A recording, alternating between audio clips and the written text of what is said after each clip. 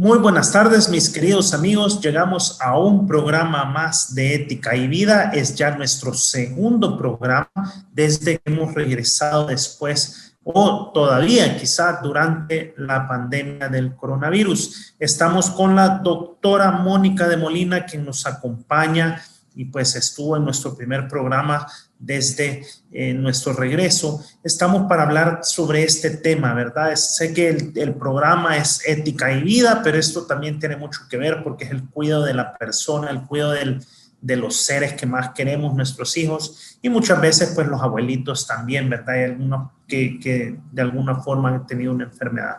Entonces, me gustaría pues, doctora, primero pues que se presente con nosotros nuevamente y que podamos hablar un poco sobre este tema del trato interpersonal durante la pandemia.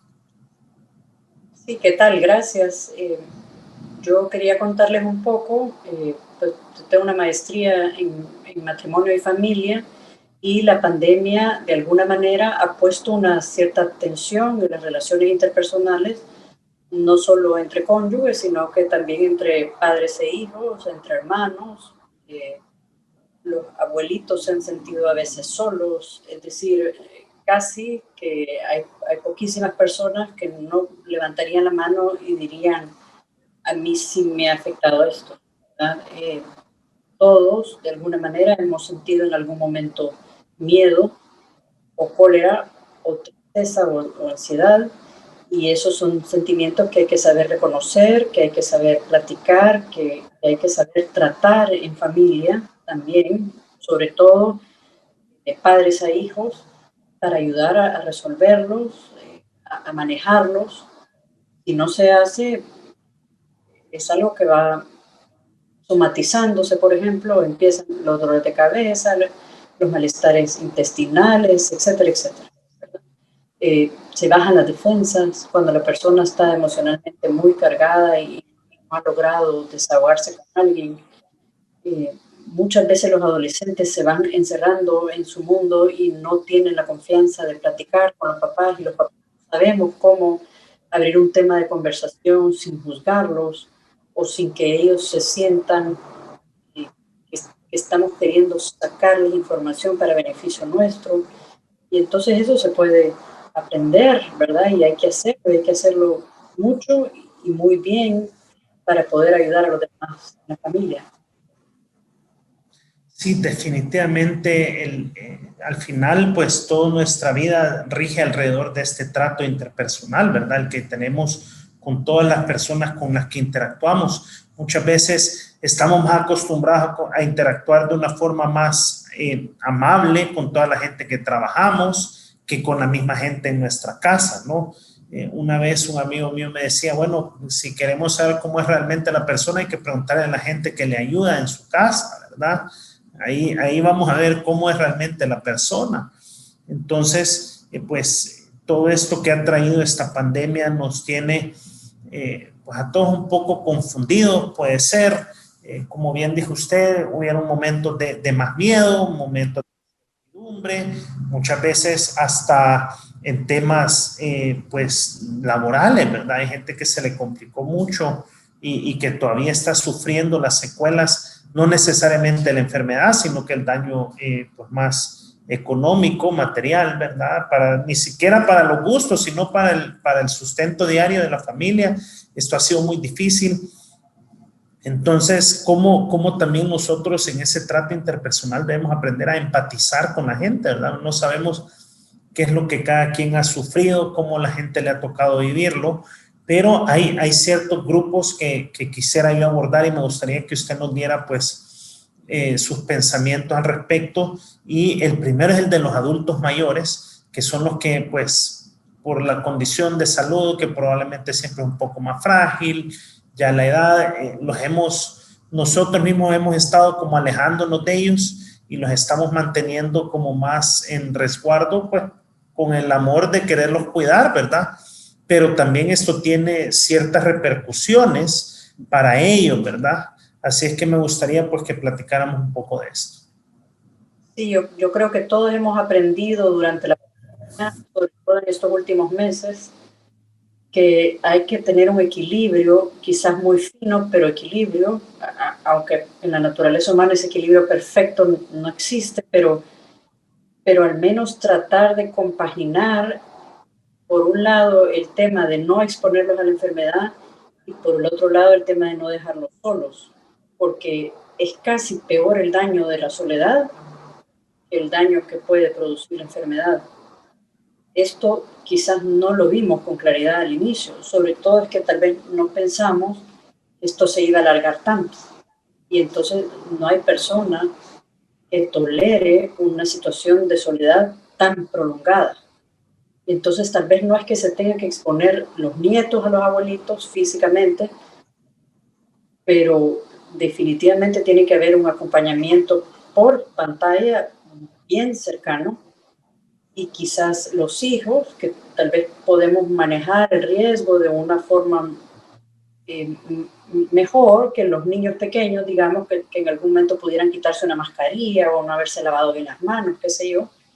Sí tenemos que hacer ese acercamiento de una forma más eficaz y también más frecuente, porque la soledad ha causado muchísimo daño en los adultos mayores, depresiones, incluso muerte, ¿verdad? Se habla de cómo la soledad predispone a los infartos de miocardio, a la enfermedad en sí, porque baja las defensas.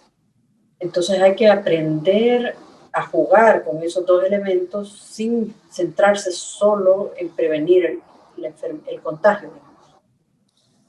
¿Qué tipo de acciones cree usted que podríamos tomar?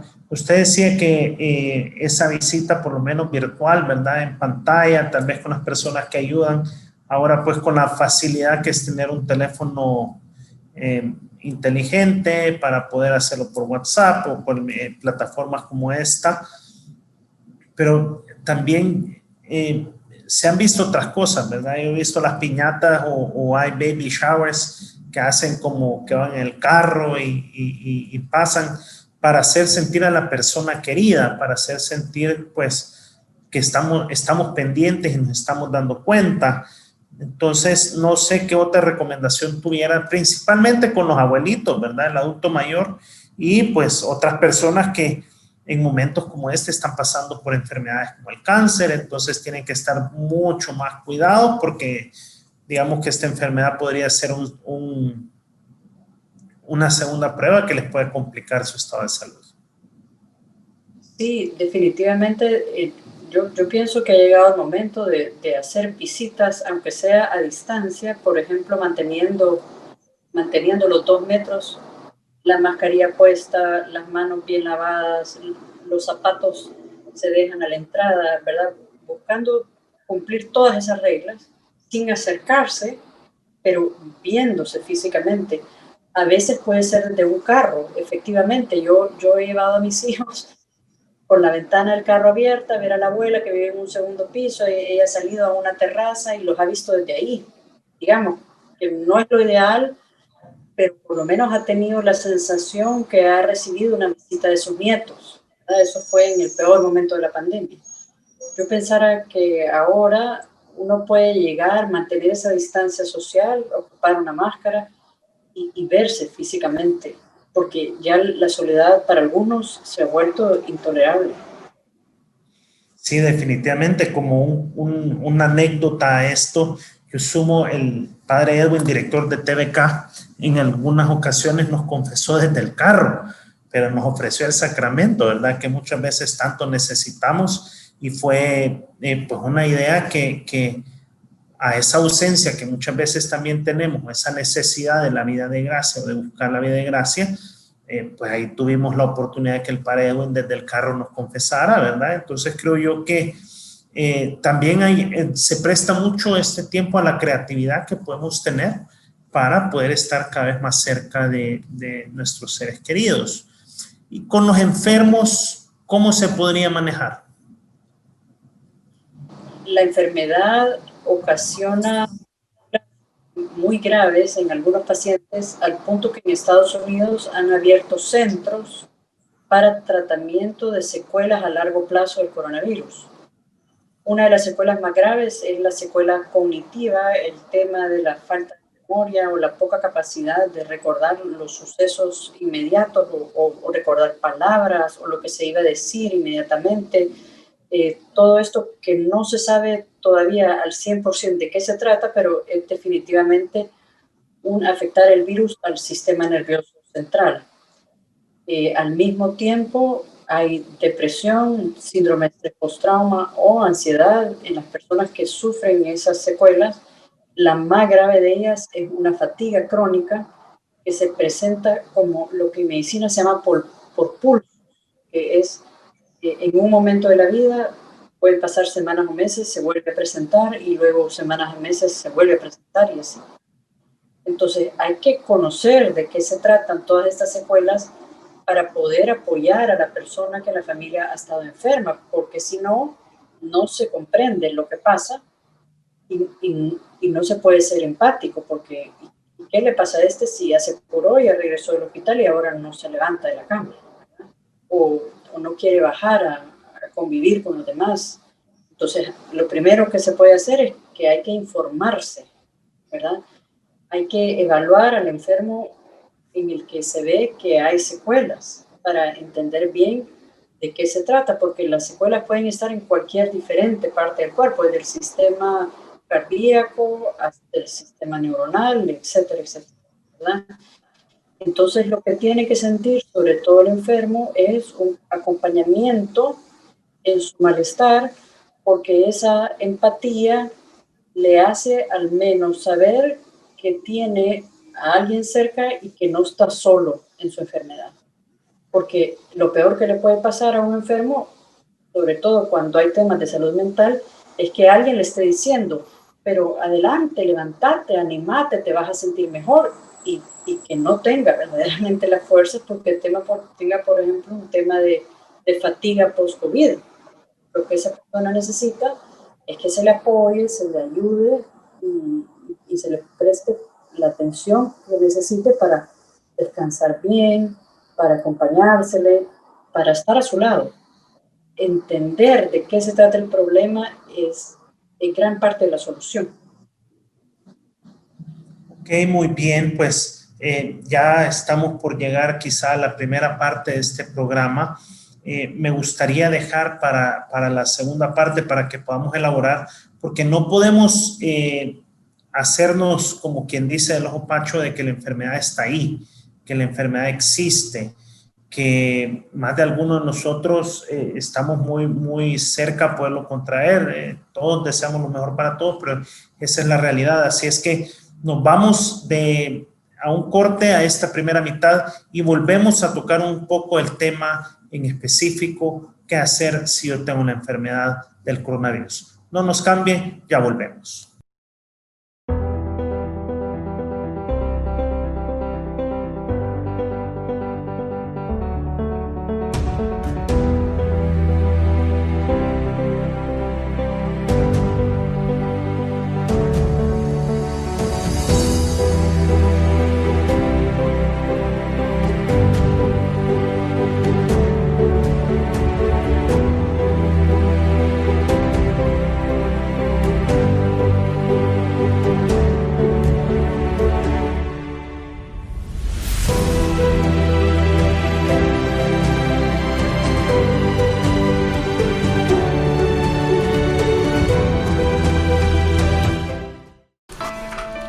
Siempre está de tu lado.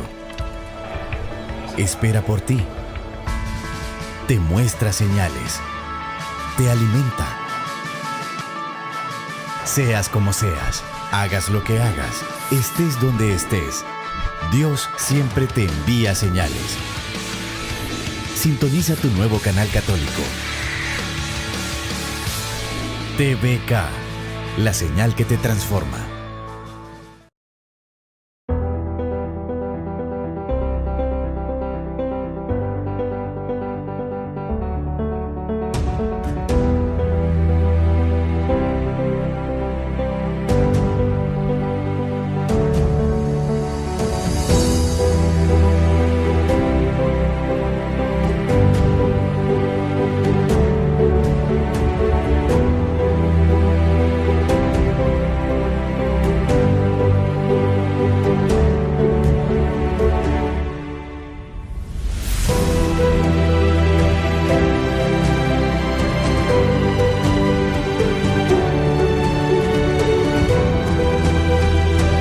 Volvemos con más de este programa Ética y Vida, en el cual estamos tratando el trato interpersonal durante la pandemia, y nos quedamos hablando un poco más qué hacer cuando ya estamos frente a la enfermedad. No podemos dejar de pensar que esto va a suceder. No vamos a hablar de un punto de vista clínico, sino pues aprovechando la experiencia de la doctora de qué hacer, o sea, cómo mantener esa calma, cómo pues tanto si yo soy el enfermo como si yo soy el familiar o el cuidador del enfermo. Sí, bueno, quizás la primera recomendación que se tiene que dar es que no se vale la automedicación, el autodiagnóstico, el autotratamiento, porque en la medida en que el enfermo se ponga en manos de un profesional que en verdad ha tratado a otros pacientes con coronavirus de forma profesional y científica y que esté al día en todos estos temas, lo cual ahora sí es en esta enfermedad algo verdaderamente crucial. Entonces, en esa medida también vamos a tener serenidad los que estemos alrededor de él, porque es típico en nuestra cultura la automedicación, por ejemplo, ¿verdad? Es que pasé a la farmacia para comprarme X cosa porque he sentido tal Y o Z síntoma, ¿verdad? Y entonces eso es tremendo, eso aumenta la angustia, la ansiedad de los familiares, de cualquiera que está alrededor. Ya de por sí hay una psicosis alrededor del tema del COVID, de muchas personas sentir que tienen la enfermedad, que ya les dio, que un familiar lo tiene y entonces como convivieron con él, ahora sí que le va a dar y además se le va a agravar y va a acabar complicado. Cuando la realidad, si vemos las estadísticas, la posibilidad de complicarse cada vez es menor. Hay muchas cosas o medidas que se pueden tomar para que la enfermedad no llegue a complicarse, sobre todo tener un estilo de vida saludable, ¿verdad? Y además cada vez, en la medida en que progresa la enfermedad y pasa el tiempo de la pandemia, los médicos tienen datos más científicos, conocen más porque hay más estudios de investigación y saben mejor cómo tratar a la enfermedad, cómo manejar a cada uno de los enfermos y cuáles van siendo las complicaciones que van surgiendo, etcétera. Entonces la mortalidad va bajando, el número de complicaciones va bajando, el número de hospitalizaciones va bajando. Y esto hay que tenerlo en mente, porque si no, la enfermedad se ve desde un punto de vista apoteósico, ¿verdad? Ya me va a dar, voy a acabar hospitalizado y me puedo morir. Y esa no es la realidad de la mayoría de las personas que se enferman. Este es parte de lo que nosotros decimos, porque el miedo colectivo que digamos que se pudo ver, uno ve que hay unos que están como más tranquilitos con su quirúrgica, otros andan con 3 y otros andan con la careta. Al final también son cosas que nos tienen que dar un poco de paz y tranquilidad, ¿verdad? Sentirme yo seguro y por la otra parte no ser quien juzga, porque muchas veces nos damos a eso y no sabemos qué es lo que hay detrás de esa persona que se está cuidando más, si hay un papá que ya está mayor, si hay un abuelito, si hay un hijo con alguna enfermedad congénita. No sabemos qué es lo que lleva a la gente pues a mantenerse un poco más o tratar de estar un poco más cuidados. Entonces pues es importante pues, por así decirlo, el autocuido y el no juicio. Vamos a seguir un poco pues sobre el tema de los tratos, el trato interpersonal, cómo sobrellevar también pues los temas con la pareja, ahora que en estos momentos que también hay incertidumbre cuando hay hijos, no deja uno de tener miedo y si se me enferma el niño, que si la niña, que si, o que si mi esposa está embarazada. Entonces, ¿cómo poder ir llevando todas estas preocupaciones, ciertos ataques de ansiedad en algunas ocasiones? Bueno, yo tengo que decir, porque así es, que de verdad ahora es cuando tenemos que tener en mente más que nunca que somos hijos de Dios y que estamos en la mano de Dios y que no somos un ser lanzado en el universo, como dice uno de los filósofos, ¿verdad? Es que no.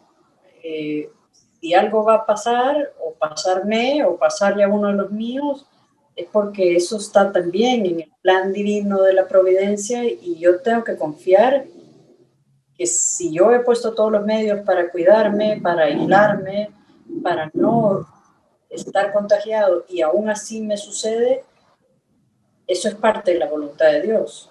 Y Dios también participa en yo mejorarme, curarme, estar mejor, ¿verdad? El hecho de yo saberme hija de Dios no es indiferente en vivir en una permanente angustia o no, ¿verdad?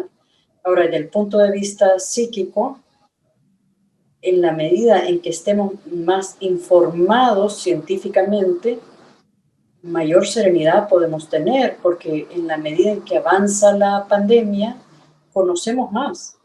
Las personas que de verdad se han cuidado, han estado en su casa, no han salido. ¿Qué ha pasado en Europa, por ejemplo, con esta segunda ola? Bueno, que vino el verano y la gente socializó con normalidad, ¿verdad? Van a trabajar y bajan después a tomarse una cerveza o a comer y ahí nadie ocupa mascarilla, se juntan y vino un segundo pico de COVID. Cada quien se expuso y entonces cada quien conoce su riesgo y más o menos se expone o no.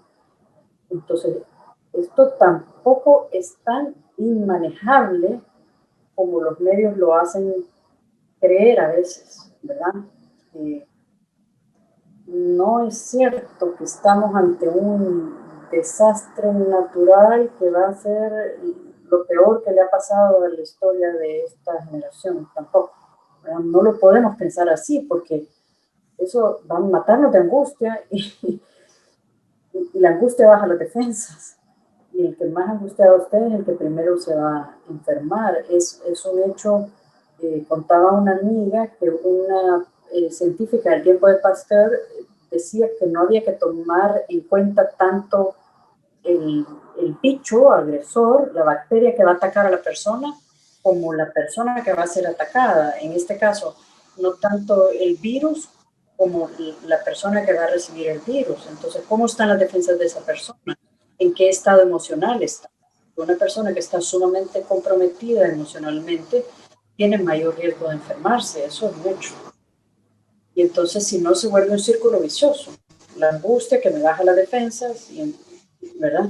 Y ya la persona no sale de ahí. Entonces, tenemos que poner una dosis de serenidad y de confianza en Dios también, en el hecho de que nuestra vida nunca ha estado en nuestras manos, pues nosotros no nos hemos creado, no nos hemos dado la vida a cada uno. Esa es una realidad. Sí, definitivamente, y es que es ahí donde tenemos que encontrar ese balance entre lo que nosotros podemos hacer, lo que podemos controlar y lo que tenemos que dejar a la providencia de Dios. Definitivamente así tiene que ser. Pero siguiendo un poco con estos tratos, también como en algo que para nosotros es bien básico también, nosotros también los salvadoreños somos una sociedad muy sociable, por así decirlo. ¿Qué recomendaciones hay para ir retomando también un poco la comunicación con las amistades? Yo en un tiempo que hacíamos los miércoles cenábamos con unos amigos y cenábamos por Zoom. No estaba, o sea, era más la intención de tratar de estar juntos, ¿verdad? Y no sentir tanto la lejanía de las amistades. Pero ¿qué recomendaciones tiene alrededor de eso? Sí, bueno, hay amistades que son muy cercanas o familiares que son muy cercanas y personas que no han dejado de socializar nunca con, por ejemplo, es que la esposa tiene una hermana que tiene una familia que ha sido muy cercana, ¿verdad? En el caso, por ejemplo, de hermanos gemelos, digamos, que socializan todos los fines de semana juntos. Entonces, esos nunca se dejaron de ver. Pues de alguna manera cada uno tiene la responsabilidad de cuidarse por su cuenta, sabiendo que su grupo es más extenso, es como una familia más numerosa, digamos. Y hay otras personas que no se quieren exponer para nada y a esas personas hay que insistir para verlas en una pantalla para que no estén aislándose, ¿verdad? Porque es así que va a acabar siendo la tragedia, si se puede llamar así, de la pandemia, las personas que terminen aislándose todavía más, porque es que eso, digamos que si es algo muy, muy salvadoreño, pues esa quizás es una de nuestras mayores virtudes, porque en socializar está la generosidad, está para los adolescentes el crecer en virtud. Los adolescentes no crecen en virtud ante sus papás o sus maestros o la institución, el colegio, por ejemplo. Para nada, los adolescentes crecen en virtud ante su mejor amigo. Es que mi mejor amigo es el mejor deportista, entonces yo no puedo ser el más haragán, ¿verdad? Es que mi mejor amiga saca las mejores notas, entonces yo no puedo sacar tampoco notas que sean malas, ¿verdad?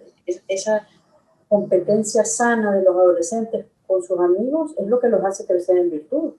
Y entonces esa sociabilidad hay que promoverla siempre. Y ahí es donde, como decía usted bien antes, hay que hacer despertar la creatividad. Bueno, excelente. Y bueno, han sido un par de programas muy interesantes donde estamos tratando otra perspectiva, por así decirlo, de este virus, lo que hemos vivido durante los últimos 8 meses más o menos, ¿verdad? Un poco más quizá, porque desde aquel 21 de marzo que empezó nuestra cuarentena, todavía ya teníamos 1 o 2 semanas antes que ocupábamos la mascarilla y que ya volvió esto, ¿verdad? Una invitación a seguirnos cuidando definitivamente. Me gustaría, doctora, pues que ya para terminar, ¿cuáles serían para usted los principales consejos en el tema del cuidado de las relaciones? O sea, ya sea con los hijos, con los padres o con las amistades. ¿Cuál sería como aquel consejo? Porque al final también tenemos que cultivarlas, que no nos podemos ver, bueno, pero también hay que cultivar estas relaciones.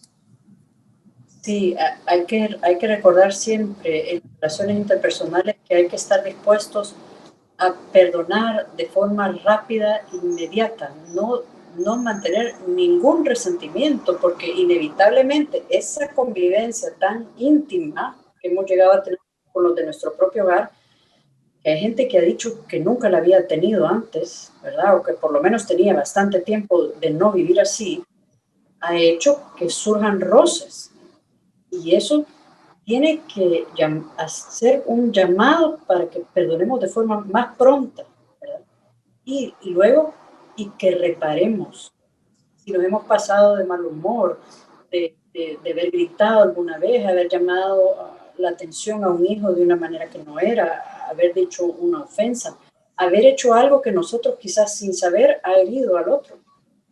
Entonces tenemos que buscar la manera de reparar y aprovechar este momento para salir de nuestro natural egoísmo y buscar la manera de ser generosos con los demás. Jugar juegos de mesa con los hijos, buscar una noticia que le pueda interesar al otro en la plática del almuerzo o la cena, buscar qué podemos hacer para pasar un rato agradable, que no sea el mismo ver noticias, encender la televisión, ver una serie, sino alguna otra cosa, ¿verdad? Un juego, una plática de algún otro tema, un deporte que tal vez se puede hacer adentro de la casa, incluso hay que ser creativos y salir hacia los demás.